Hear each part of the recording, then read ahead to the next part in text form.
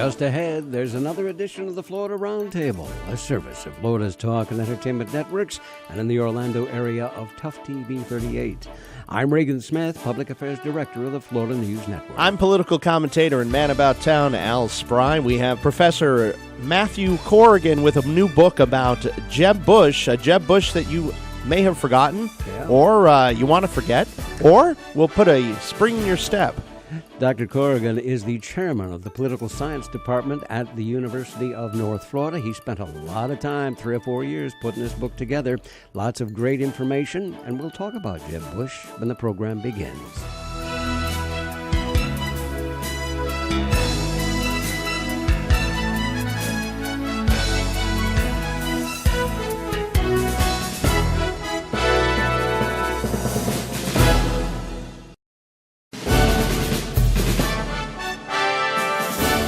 This is the Florida Roundtable, a service of Florida's Talk and Entertainment Networks and in the Orlando area of Tough TV 38. I'm Reagan Smith, Public Affairs Director of the Florida News Network. And I'm Al Spry. It's great to be here with you, Reagan, as always. And it's great to be on Tough TV 38. Of course, we're there Wednesdays, Saturdays, and Sundays at 9 a.m. You can get Tough TV 38 over of course, with an antenna, an HD antenna in the Central Florida area. And we are also available on certain cable systems. If you don't see Tough TV, call your cable operator. There you go. Or your satellite operator. And say, if you don't give me Tough TV, I'm going to come down there. I'm going to give you a piece of my mind. And I may buy you a drink. Yeah, well, so, okay. Well, you know. Right after the show. Right after the show. So the winner of the week, this is an interesting person that I had not heard of, but I'm liking this. Blaze Ignolia. Okay. Is the tournament poker plays that know a little something about high-stakes risk, running for state party chairman against the hand-picked candidate of the governor and legislative leaders was a giant one, and he needed giant ones to do so, if you know what I mean. Yeah. He pulled off a giant upset thanks to his grassroots relationships and his own canny political instincts. Now we'll see if he can lead and play nice with doubters in his own party. Is a tournament poker player. I love that. I hadn't heard that. Blaze Ignolia. Right. Keep your eye on that name. Yeah, that guy's got, he's got biggins. Yeah, we'll see if we can get him in here. We got two losers of the week. We got Melissa Sellers and the Louisiana Mafia. That's how the unaffectionate nickname for the team of outside advisors Governor Rick Scott brought into Florida. Isn't that funny that they call them that? Including his former campaign manager and new chief of staff, Sellers. The Kurt Anderson on-message mafia would be more accurate. Revelations that Scott ousted Florida Department of Law Enforcement Chief Gerald Bailey because of his reluctance to mix campaign work and law enforcement duties against Sellers. They suggest that Sellers and her team may be transferring their Bayou State ethical standards to the Sunshine State. And of course, that can't be good. I'd be careful about that one. Loser of the week number 2, the Florida Cabinet. Attorney General Pam Bondi likes to bring dogs into Florida cabinet meetings. I did not know this. Did you, Reagan? Take your dog to work day. Apparently, she and her cabinet colleagues, Chief Financial Officer Jeff Atwater, who we've had on the show, Agriculture Commissioner Adam Putnam, who we also had on the show, have a special affinity for one breed, that's lapdogs. These guys are supposed to oversee the FDLE commissioner, but sounded happy to be left in the dark by Governor, who ousted the commissioner after he objected to missing campaign and law enforcement work. So, a little bit of intrigue, of course, in Tallahassee, like we like to see. That's interesting. Mr. Bailey goes back a number of years. He survived the governors of both parties. Had known Lawton Childs, was in there through Jeb Bush, and amazing that it was a very abrupt departure as well. So we're going to be talking about Jeb Bush, but here's a story about a fraudulent business deal that smelled bad to Wesley Clark, but not to Jeb Bush. Washington Post has a lot of new details about Jeb Bush's role as a board member and key advisor to Miami-based company Innovita, whose executives ultimately went to prison on fraud convictions. Previously unreported court documents suggest that Bush was more involved with the company than had previously or publicly been known, that he deepened his role even as others associated with Innovita grew concerned because of the financial practices. Documents show the company listed Bush in internal records as a key manager who had been given options to buy 250,000 shares of stock and later stood to make money looking for partners to build factories overseas. Bush aides say he broke from Innovita and voluntarily repaid consulting fees as soon as questions arose. There's no evidence that he knew of the fraud that led to the criminal convictions of the company's chief executives, Claudio Osorio, in 2013. But what do you think, Reagan? Where there's smoke, is there fire? That's usually the case. So how fast can we get out of that one, huh? All right. Well, I tell you what, we're going to pause along the network line here, but I want to tell you that we're going to be joined momentarily by Dr. Matthew Corrigan, who is the chairman of the Political Science Department at the University of North Florida in Jacksonville. He spent a number of years putting together Conservative Hurricane, How Jeb Bush Remade Florida. It is from our friends at the University Press of Florida. This book was out substantially before Jeb Bush says he would be exploring a run for president. And this is not a love song to Jeb Bush. So, I'm Reagan Smith. I'm Al Spry. We'll continue in a moment.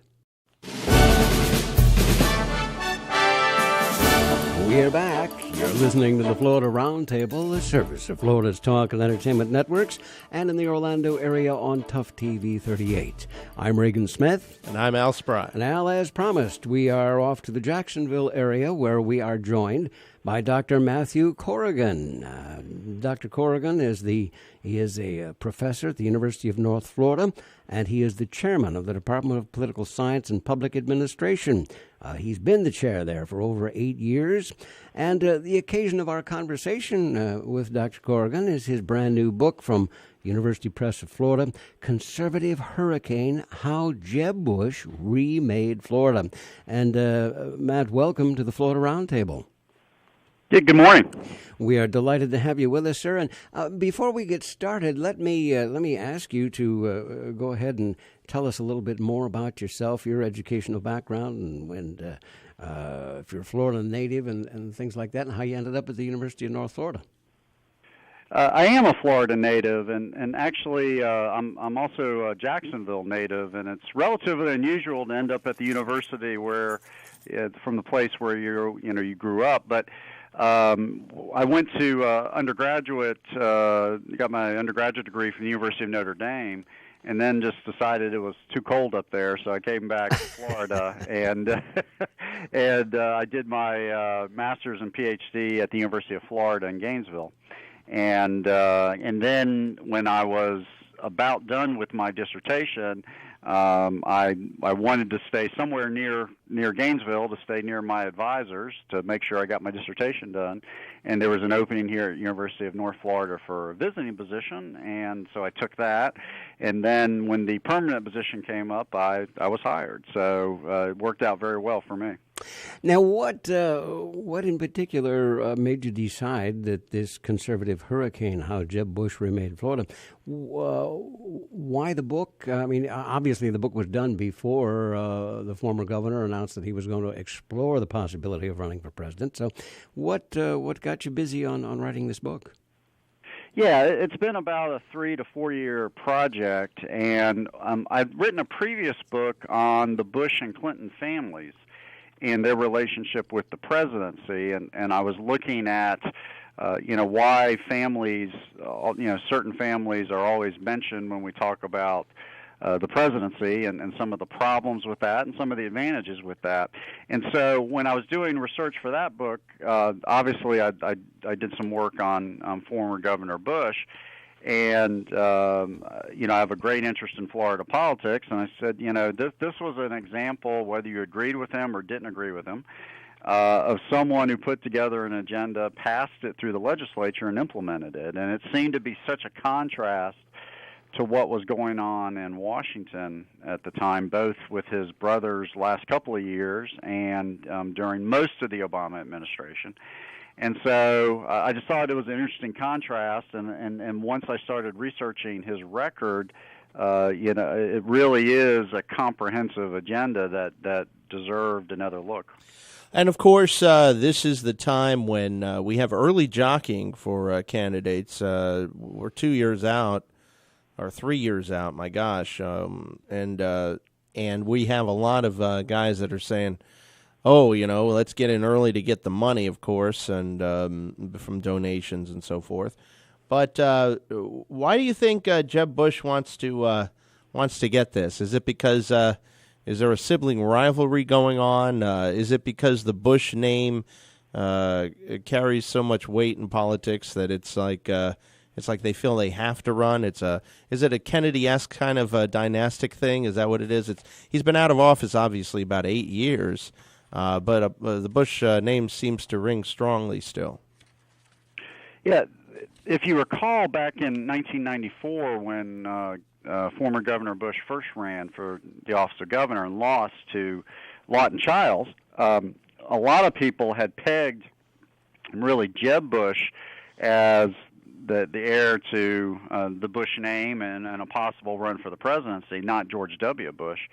George W. Bush kind of came out of nowhere in Texas and won the governorship, and so Jeb Bush has always had interest in politics and governing, and really had set his sights pretty high when as a relatively young man, and so it's really a fulfillment of what he has been trying to do for a long time to run for president.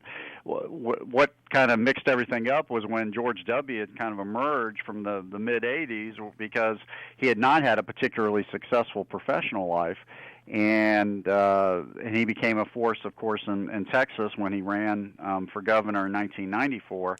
And so when George W. won and Jeb lost in 94, it really kind of mixed up the order of who was next. And so I think that's part of it. Also, as both of you know, former Governor Bush loves policy. And I think he sees that there are a lot of issues out there that he wants to address, and he wants to be part of that conversation. But in terms of the family aspect, it is troubling's the wrong word, but it is. I think we have to be a little cautious of a third person from an immediate family wanting to become president. And of course, on the Democratic side, we're talking about a spouse of a former president as well, because there are a number of problems with, I think, mixing up families with the office of the presidency. Clearly in politics, family name is important, and we could go to communities all around Florida, and there are certain names that always pop up. And I think that's just part of American politics, name recognition, et cetera. And I think that's always going to be the case. But I think you have to be a little bit more careful when you talk about the presidency for a couple of reasons. One, that if the presidency is hard enough without bringing your family baggage into it. And let me just give you a couple of quick examples. President Clinton was essentially impeached, which, is the highest form of censure a president can get, because he didn't want to tell his wife and didn't want to tell the country that he'd been unfaithful. I mean, it wasn't a major policy issue, or it wasn't a Watergate when you were talking about, political crimes. It was really a personal issue. And of course, on the Bush side, both Bush sons, George W. and Jeb, have had to deal with, are they the same person as their father? Now Jeb is dealing with, are you the same person as your brother George W.? If Jeb doesn't like something that George W. did in foreign policy, is he going to feel free to say that, or is he going to be bound by family relationships? So with all of that, I do think when you have these two prominent families, going for the presidency again, it does raise some questions. Well, go ahead, Reagan, but I want to bring up a point. I was going to say, when we go back a generation, and we're getting to the point where maybe not a whole lot of people remember this, but we had three brothers who all very much wanted to be president, and one did get to be the president. And, of course, I'm talking about the Kennedy family. John Kennedy got to be the president. Years later, Robert Kennedy announced and was in the primaries and was going for that nomination in 1968 when he was shot and killed. And then in 1980, Ted Kennedy said he'd had enough of Jimmy Carter and he wanted it, and he never got it. So I wonder if we're watching history repeat itself here just a little bit. But the book itself, and I think is where you want to be looking here, Jeb Bush really, literally remade government in Florida, with a couple of possible exceptions, guys like Leroy Collins and maybe Lawton Chiles in there. But when the state was all Democrats, governors, the House, the Senate, everything, the governors had a really hard time getting things done. And Jeb Bush came along and changed all that. And a big part of your book is the documentation of that. It is, and a couple of major factors, coincided with his emergence as the governor, and this is now we're moving to 1998, and with that there were some changes in our state constitution. Our cabinet was being shrunk, and that was a big deal, and this really all goes back to the end of the Civil War, believe it or not, that after Reconstruction, most of the southern states' constitutions put in a very weak governor.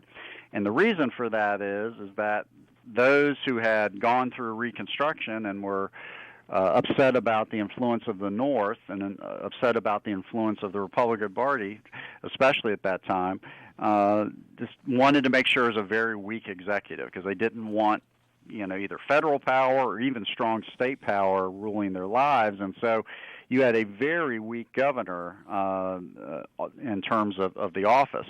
The 1968 Florida Constitution came along and strengthened it somewhat, but still, at the end of the day, the state legislature remained very powerful in Florida. Names like Dempsey Barron and so forth. You had longtime legislators who could really stop most legislation if they didn't want it. And so, very good governors like Reuben Askew had to battle with the legislature to a great extent. What Reuben Askew ended up doing was putting a lot of things on the ballot because he couldn't get the legislature to do a whole lot. But when Bush came in, a lot of that changed. First of all, the cabinet was shrunk. He made it clear, Jeb Bush did, that he was going to run education policy, and of course, education's probably the biggest budget item in the budget. So he made that clear. Also, you had term limits on state legislators for the first time, so you didn't have longtime legislators in there gaining power.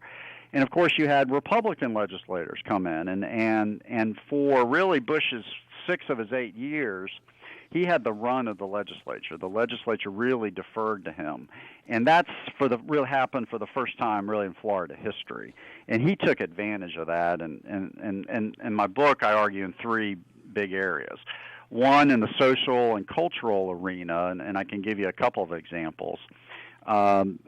He called himself, Jeb Bush did, the most pro-life governor of modern times because, along with the legislature's help, they started to enforce abortion restrictions on providers. So he made it very clear where he stood on that issue. The famous or the infamous Terri Schiavo case where a woman who was in a vegetative state and her husband wanted to remove nutrition and let her die, and her parents did not want to do that. A very emotional family case, and the governor got involved heavily on the side of the parents, and so made his policy preferences made known there. Dr. Corrigan, hang on just a second here. I want you to get these points in, and we'll come back and talk about them, but we do need to take a pause along our network line here. Let us remind folks that they are listening to the Florida Roundtable, the service of Florida's talk and entertainment networks, and in the Orlando area of Tough TV 38. I'm Reagan Smith. I'm Al Spry. Our very special guest, Dr. Matthew Corrigan, the chairman of the Political Science, University of North Florida, and we will continue our conversation following these messages. From Pensacola to Key West and all points in between, you're listening to the Florida Roundtable, a service of Florida's talk and entertainment networks. I'm Reagan Smith. And I'm Al Spry. Our very special guest this day is Dr. Matthew Corrigan. He is the chairman of the Political Science Department at the University of North Florida. A brand new book from the University Press of Florida, Conservative Hurricane, How Jeb Bush Remade Florida. And Matt, we appreciate you being with us today. As we went into that last break there, you were talking about the social and cultural warrior, if you will. Jeb Bush, the most pro-life governor in the history of perhaps the whole United States. And you started to talk about Terri Schiavo, and so let me have you pick up the thread from there. Yeah. and again, the big theme is that he really did have a very conservative social agenda. The Terry Schiavo case, as we mentioned, and of course you can go further. He ended affirmative action by executive order, the famous, or again infamous, whatever your viewpoint is, One Florida initiative. And he also started a faith-based prison where prisoners voluntarily, but still the whole prison was based upon religious training for them to get rehabilitated. And finally, an area of guns, a very strong Second Amendment advocate. The NRA, did very well during Jeb Bush's time in Tallahassee. And finally, the Stand Your Ground legislation about, the so-called castle doctrine, where people have a kind of a wide berth to defend themselves, was passed under his administration. So again, and we're going to talk about this, that he's gotten somewhat of a moderate reputation nationally. There is a very strong conservative agenda that he passed while he was governor. Well, I think what's interesting in the GOP nowadays is how right it's gone and how even a conservative looks moderate in comparison. Do you see what I'm saying? Yeah, and clearly that's the emergence of the Tea Party. And what's problematic for Governor Bush is one of the, I think, triggers for the Tea Party was his brother, George W. Bush's, really initiation of the bailouts, right before the 2008 election. And I'm not sure that George W. Bush had much of a choice at that point because the economy was tanking, but Tea Partiers really objected to that. And of course, they see the last name Bush, and then they see Jeb Bush's name, and so that's a tough hurdle for him among Tea Partiers as well. So the Tea Party emergence is definitely part of why I think Governor Bush is being portrayed as a moderate, and also I think the governor's tone, or the former governor's tone, has changed somewhat. Clearly, like in the example of the Schiavo case, he was basically saying, this is what I believe, and everyone else is wrong. Now you've seen language much more in a moderate fashion on, for example, the gay marriage issue.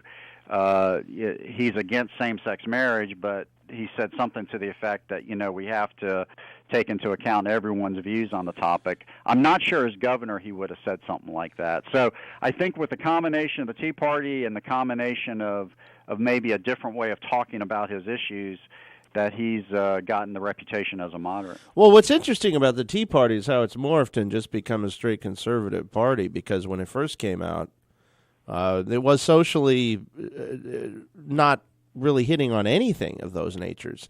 It really was a fiscally conservative party, more libertarian in nature, and now it's become just a rock hardcore conservative wing, including social issues, which is strange to me because that really wasn't what it was about originally. And it's been really morphed into the Republican Party. The Republican Party has taken on the character of the Tea Party, not the other way around. You see what I'm saying? No, I think it's a really good point. If you look at what the Tea Party originally, and again, it's not an official political party, so sometimes it's difficult to define. But if you look at the original complaints from a lot of the Tea Party groups around the country, you're absolutely right. It was all fiscal policy. And by the way, Governor Bush matches up pretty well on most of those complaints. And so, in other words, things like balanced budgets and entitlement reform. Governor Bush has a record on all those. But once they started in terms of looking at other issues like immigration reform and Common Core educational reform, that's when I think former Governor Bush has had some problems with Tea Party supporters. It will have some problems going forward. Reagan, let's talk a little bit about Common Core. As you know, and we'll let the guest, Dr. Matt Corrigan, know, is that we've had the pro-Common Core folks on. We've had the anti-Common Core folks on.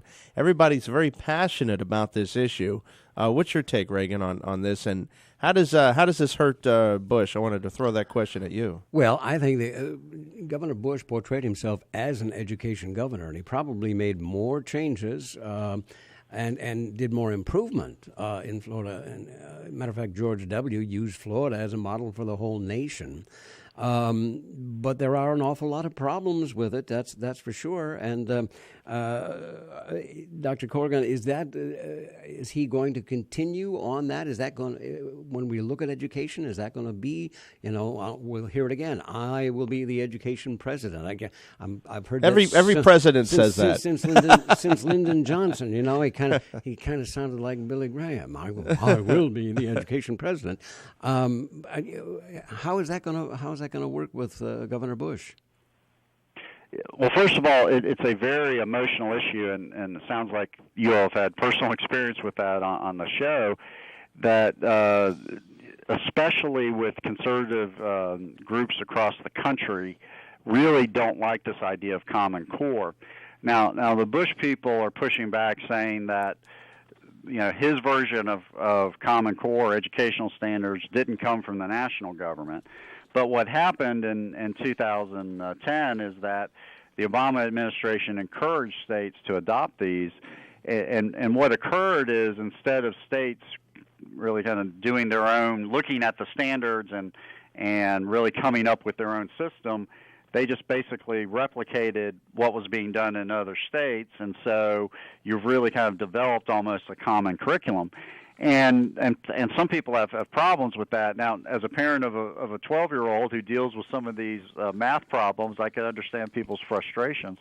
But at the end of the day, I think what Governor Bush is going to argue is that we shouldn't focus just on the testing. You want to focus on what the testing has created, and the testing creates more opportunities for school choice, which is a very conservative idea. We now have over 220,000 students in charter schools here in the state, and we now have almost 70,000 students using corporate tax scholarships to go from public schools to private schools. And so, I think school choice is just a huge factor in Florida public schools, and that really does go back to Governor Bush.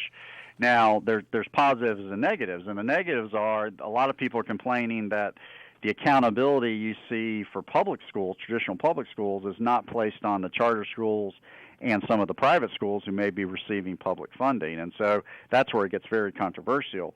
But at the end of the day, it's clear to me that school choice is a huge factor in the lives of Floridians now, and that has all come from Governor Bush's model.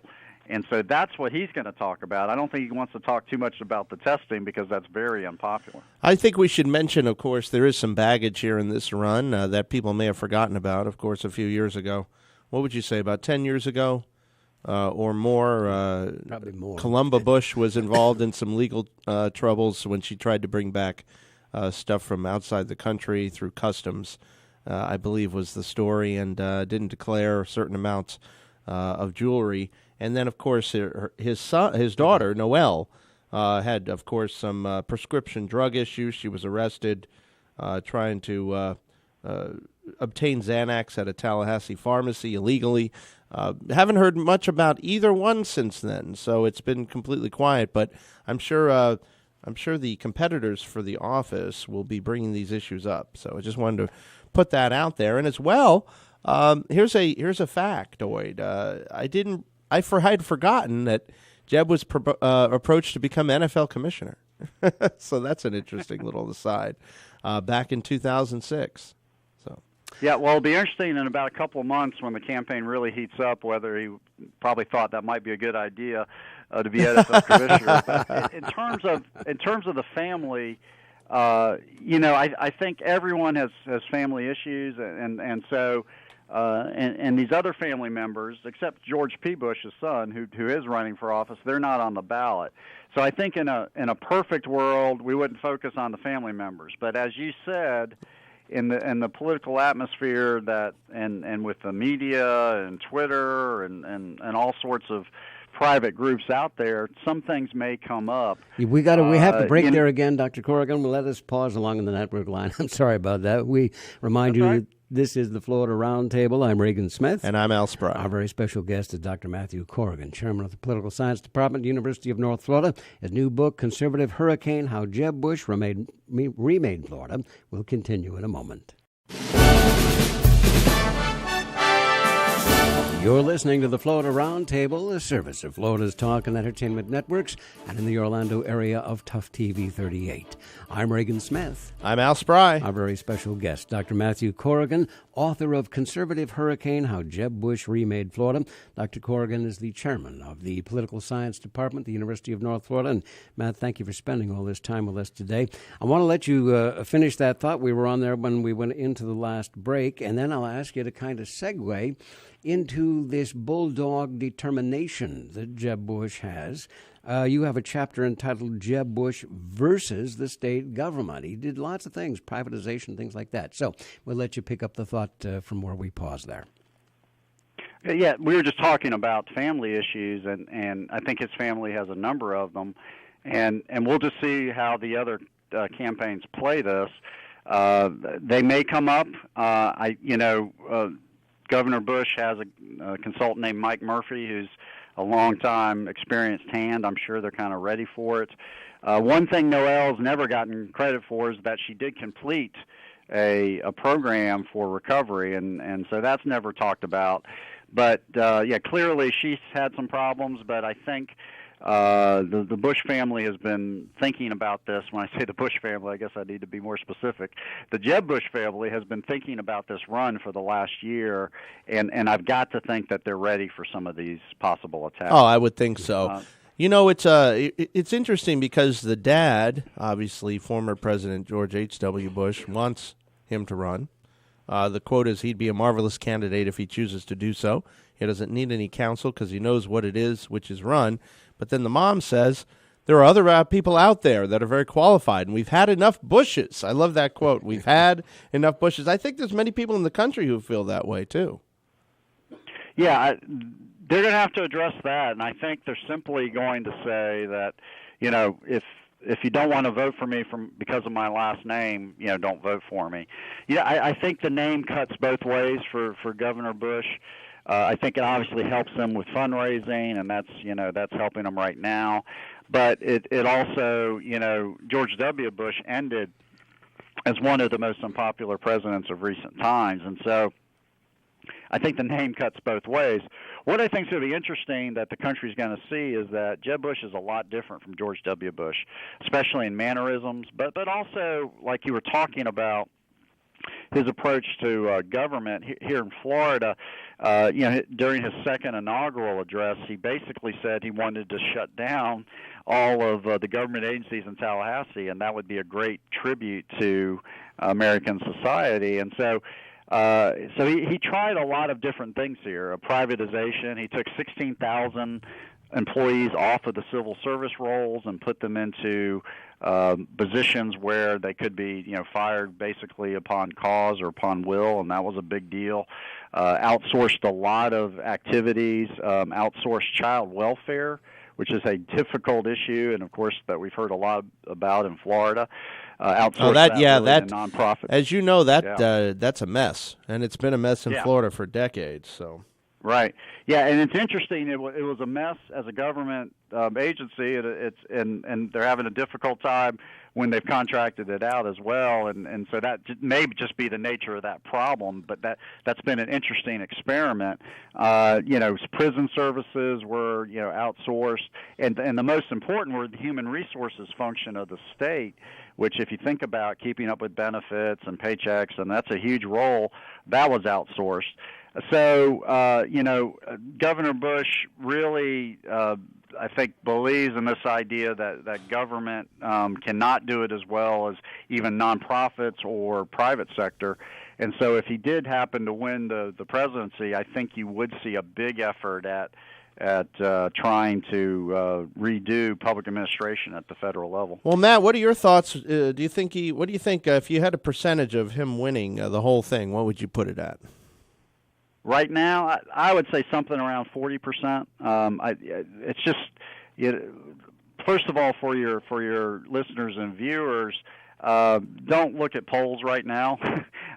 They don't really matter, and I'll give you a couple of reminders that Rudolph Giuliani in 2008 was ahead of all the polls right at this point. Yeah. A similar point. We see where that went. Donald Trump in 2012 was ahead in some polls, and so polling doesn't matter a whole lot right now. It's basically name recognition, and so but it obviously matters who runs. And the key question to me for Governor Bush is there enough space in our political environment to do what you all have done today? Had a long discussion about some of these issues. In terms of immigration reform and his educational policies, if people can just kind of give one-word negative descriptions of those Sure. and then get away with that, then he's not going to be able to talk about his more conservative record here as Florida's governor. We'll have to cut it right there, brother. We do have to take off here, Dr. Corrigan, but we want to invite you to come back. We'll let a couple of months go by and come back and do this again. We'll have another look at it. Conservative Hurricane, How Jeb Bush Remade Florida, University Press of Florida. Pick it up. It's available at all the fine bookstores around the state. And Dr. Matthew Corrigan, thank you so much for being with us. We'll do it again. The Florida Roundtable continues in a moment. This is the Florida Roundtable, the service of Florida's Talk and Entertainment Networks, and in the Orlando area of Tough TV 38. I'm Reagan Smith. And I'm Al Spry. Enjoyed that conversation with Dr. Corrigan. We'll let a half a year go by and we'll get him back here and see where the numbers are falling by that time, huh? Well, you can see that even though it's not a love song per se, he likes Jeb. I mean, this is not this is a positive portrait, pretty much. Yeah, and frankly, Jeb Bush did an awful lot of things to change the state government in Florida. And 8 years out, it's probably still a little bit too soon whether to tell how much was good, and how much was bad. Well, yeah, one thing he did do, which we didn't get a chance to talk about, is he did kill high-speed rail in Florida. That actually passed as a constitutional amendment. But nobody in government wanted it, so they put out another constitutional amendment that looked like people were voting for it again, but they actually voted to repeal it. Yeah. So it's a little bit of shenanigans there in Tallahassee, believe it or not. And that goes hand in glove, and since you brought it up, with my long-time position that we just have too much garbage in the Florida Constitution, Yes. Things that should never be there in the first place, that should be the responsibility of a legislature. I understand it means the legislature isn't doing their job, although I am a fan of certain things going through direct democracy. I'm not opposed to that. But yeah, Well, there's some silly stuff in there. You can have voter initiative without making an amendment to the Constitution. Well, this is very true. Anyhow. Legislators, of course, are losing confidence in Rick Scott's administration's ability to police its prisons. The prisons are a mess, and if I had the prison commissioner back on here, we could point the finger and go, what the heck is going on? We have inmate deaths that are not being explained properly. The whole system is a mess, and here's a little more about it. Skeptical that Scott's administration can conduct an independent review of abuse allegations at Department of Corrections, a bipartisan group of state senators is conducting its own investigation. Pafford said he'd like to have more complete statement later this week. The legislature returns to Tallahassee for committee meetings. Said this is the kind of situation he's heard of happening before.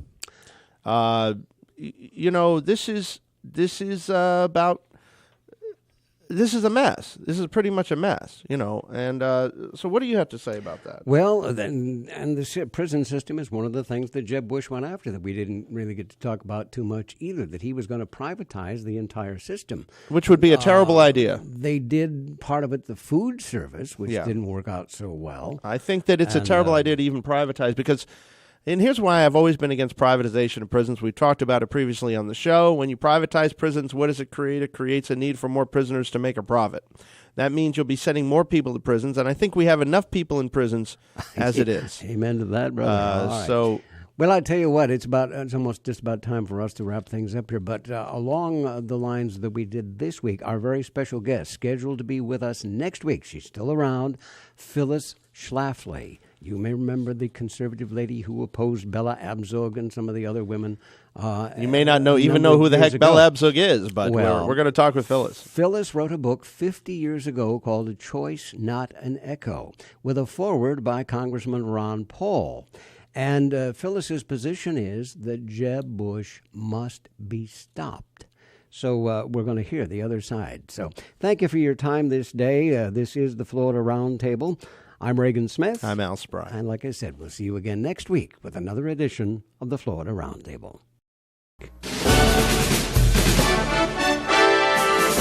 You've been listening to Florida Roundtable, a weekly look at issues and problems of concern to Floridians from a state, national, and international perspective. Presented by the Florida News Network with your hosts, Reagan Smith and Al Spry. The views and opinions expressed during the preceding program are solely those of the participants and not necessarily those of this station's ownership, management, or sponsors of FNN. Your views and opinions are welcome. Address your card or letter to Florida Roundtable in care of Reagan Smith, 2500 Maitland Center Parkway, Suite 407, Maitland, Florida, 32751.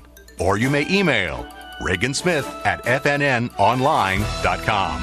Thank you for listening, and please join us again next week for another edition of Florida Roundtable.